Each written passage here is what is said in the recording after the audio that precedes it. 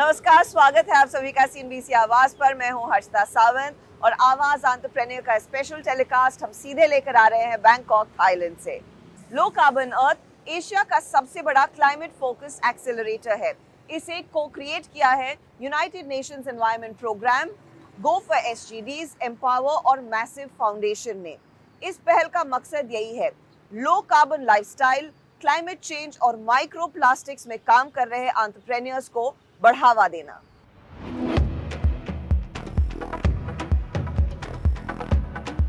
Low carbon अर्थ accelerator की शुरुआत 2021 में हुई। इस प्रोग्राम का मकसद क्लाइमेट चेंज में काम कर रहे स्टार्टअप्स को प्रोत्साहन देना है।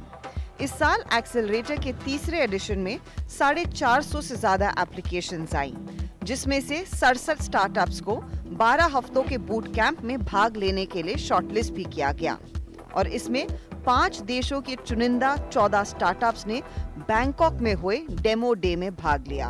पोल्यूशंस, माइक्रोप्लास्टिक, कार्बन एमिशन से लेकर ग्रीन मोबिलिटी, हाइड्रो एनर्जी और सोलर पावर जैसे क्षेत्रों में नई और इनोवेटिव टेक्नोलॉजी की मदद से कारोबार खड़ा कर रहे एंटरप्रेन्योर्स ने इस एक्सेलरेटर में भाग लिया है। जब नींद हो ख्वाबों से प्यारी, तो इस अहद में ख्वाब देखे कौन और ख्वाबों को दे ताबीर कौन। तो इसीलिए हमारे यूथ को जो है ना, वो एक्साइटमेंट के साथ, लगन के साथ जो है ना, वो इनोवेशंस, क्रिएटिविटी करनी चाहिए। जहां एक और इस प्रोग्राम का उद्देश्य क्लाइमेट चेंज और पर्यावरण की दिक्कतों को दूर करना है, वहीं इस प्रोग्राम के तहत यूनाइटेड नेशंस महिला एंटरप्रेन्योर्स को भी बढ़ावा दे रहा है ताकि क्लाइमेट टेक में महिलाओं की भागीदारी बढ़े। एम्पावर प्रोग्राम के अंदर हम ये चाह रहे हैं कि जो वुमेन स्टार्टअप्स है, जो मेनली क्लीन टेक्नोलॉजीज में काम कर रहे हैं, उनको हम उनकी कैपेसिटीज़ और स्किल्स बढ़ाएं और उनकी बिजनेस पिच बनाएं और उनको इन्वेस्टर्स के साथ लिंक कराएं, उनकी कॉन्फिडेंस लेवल बिल्ड करें सो दैट वो इन्वेस्टर्स के साथ जाके मोबिलाइज कर पाए मोर इन्वेस्टमेंट। तो उसके लिए जितनी भी कैपेसिटी बिल्डिंग और फैसिलिटेशंस की ज़रूरत है, वो एम्पावर प्रोजेक्ट के थ्रू हम प्रोवाइड कर रहे हैं। लो कार्बन अर्थ के 2023 के प्रोग्राम में भाग ले रहे स्टार्टअप्स की प्रोफाइल से साफ है कि सिर्फ विकसित देश ही नहीं, बल्कि विकासशील देशों में भी एंटरप्रेन्योर्स क्लाइमेट सॉल्यूशंस के लिए कोई कसर नहीं छोड़ रहे हैं। Wool is a regenerative material, so just like our hair, it's very good at absorbing odors and gases, and it enhances the synthetic dust filtration by almost twice the fold. So it's really effective at filtration. So we have decided to use wool to produce air filters with, but we're not stopping there. We can also use other biofibers such as kinab and that are easily can be found in Southeast Asia, and they can replicate our patented technology. इस accelerator में शामिल entrepreneurs को mentorship के साथ networking का मौका तो मिला ही, लेकिन साथ ही भारत और एशिया के नामी वेंचर फंड्स के सामने अपने कारोबार को पिच करने का मौका भी मिला।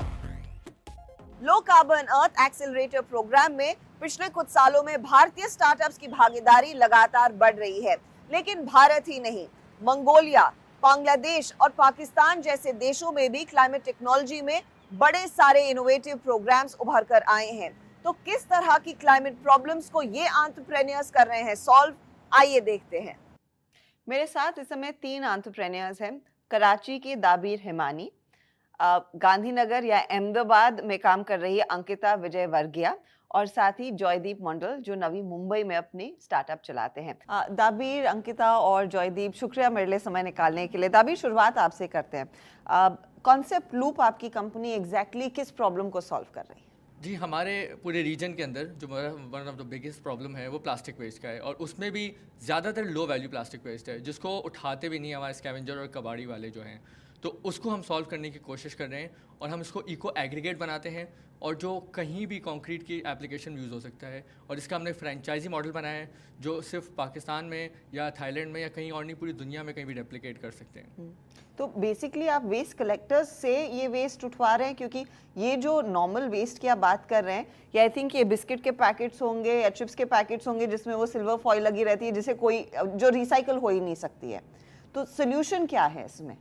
राइट सो बिल्कुल सही कहा आपने कि इसको कोई उठाता भी नहीं है, तो हम इसकी एक यूज़ केस बनाना चाह रहे हैं और हमारे जो EPR सिस्टम के बेसिस पे हम इसको पूरा वर्क कर रहे हैं। हमारे साथ पार्टनर्स में सारे MNCs वगैरह हैं जो हमें सपोर्ट कर रहे हैं कि इसके हम यूज़ केस बनाएं और इसको हम कंक्रीट के अंदर डाल दें। जैसे कंक्रीट की जो प्रोडक्ट है, जैसे आपका ब्लॉक हो गया, आपके पेवर हो गया, आपकी टाइल हो गई, वो सिर्फ लो कार्बन नहीं होते जबकि उसकी प्रॉपर्टीज़ भी बेहतर हो जाती है, जैसे वो पानी कम पीते हैं और सारी चीज़ें।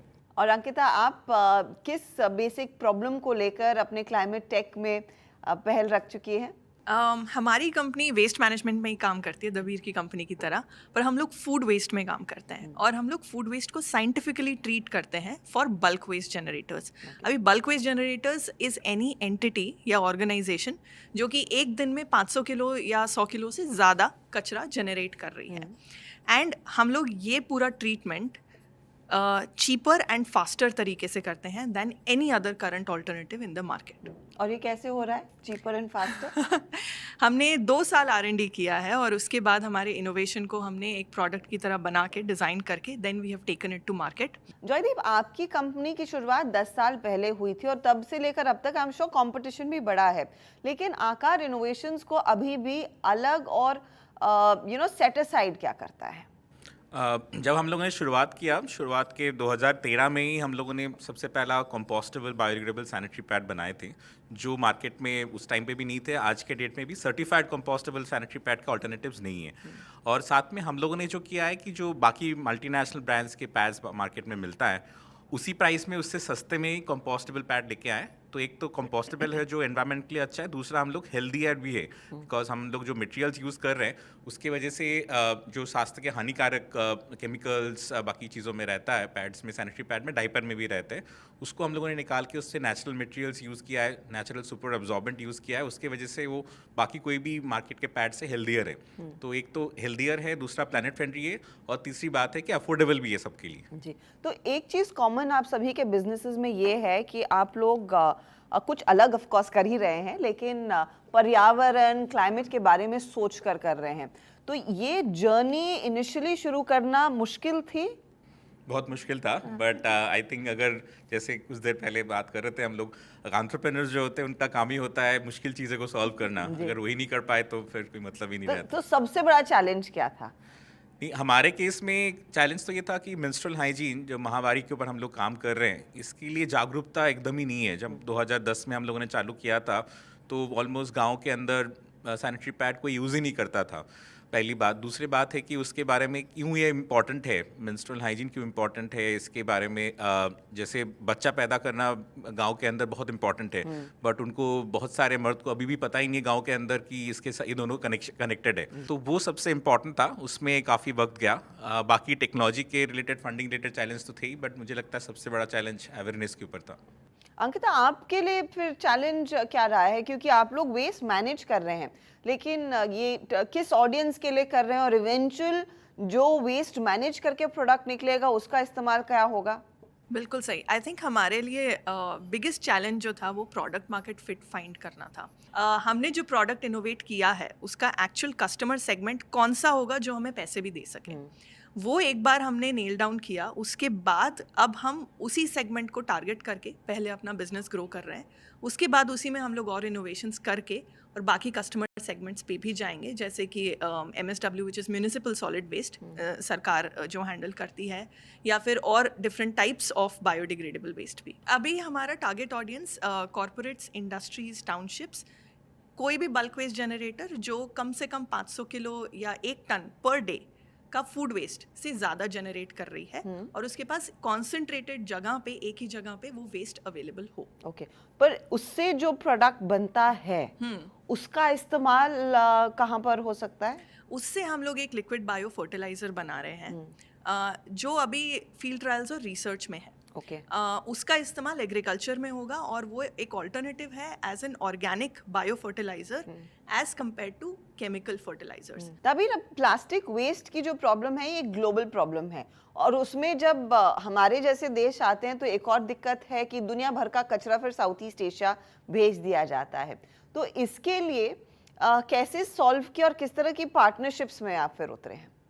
जी बिल्कुल, आपने सही बोला। आई थिंक हमारा रीजन का ज़्यादा बड़ा प्रॉब्लम है ऑल्सो बिकॉज यहाँ पर हमारे पास बहुत बड़ी पॉपुलेशन है और इन्फ्लेशन बहुत ड्राइव कर रही है, तो श्रिंकफ्लेशन आ रहा है कि आपका पैकेज साइज दे रहता है लेकिन अंदर कंटेंट कम हो जाता है।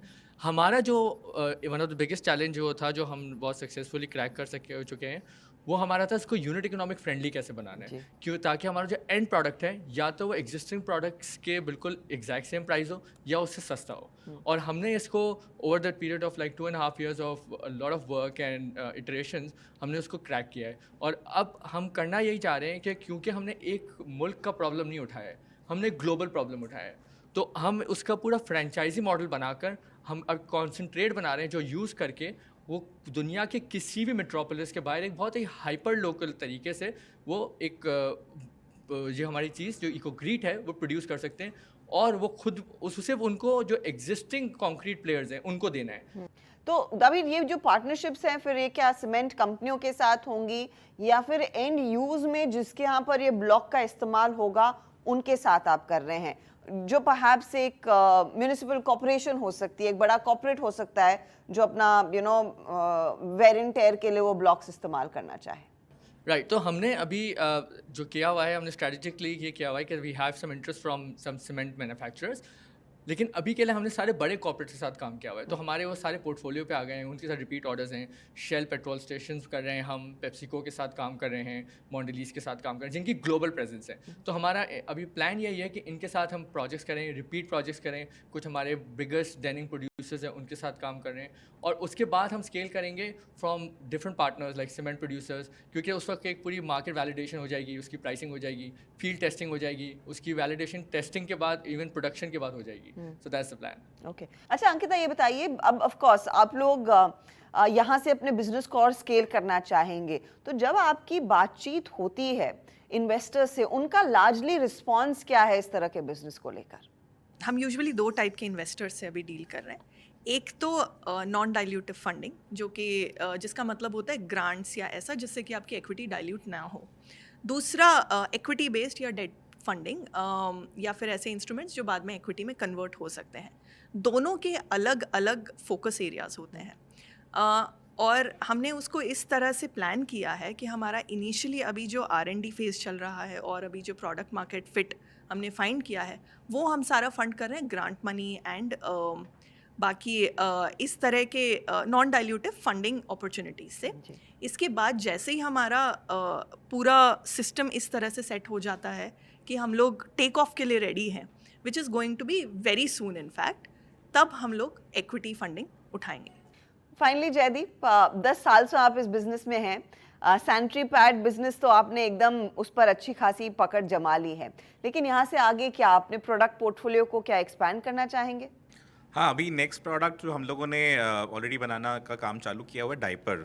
सैनिटरी पैड्स जितने पोल्यूशंस कर रहे हैं, चाहे वो स्वास्थ्य के बारे में और मतलब अगर क्लाइमेट चेंज की बात करें, डायपर का पोल्यूशन उससे काफ़ी गुना ज़्यादा है, और रैशेस का भी चैलेंजेस है ही, वो ज़्यादा होता है और बच्चों के साथ, वो हम लोग ने बनाना ऑलरेडी चालू किया है। So that's our next product. और आप लोग अच्छा लगा को सुनते हुए कि जर्मनी पूरे वर्ल्ड को मशीन बेचता है। हम लोगों ने एक जर्मन कंपनी को डायपर बनाने का मशीन बेचा है, जो एक स्टार्टअप को जो हमारे मशीन से डायपर बना रहे हैं और वहाँ बेच रहे हैं उसको। ओह, दैट्स इंटरेस्टिंग। मैं ऐड कर सकती हूँ? जी हाँ, ज़रूर।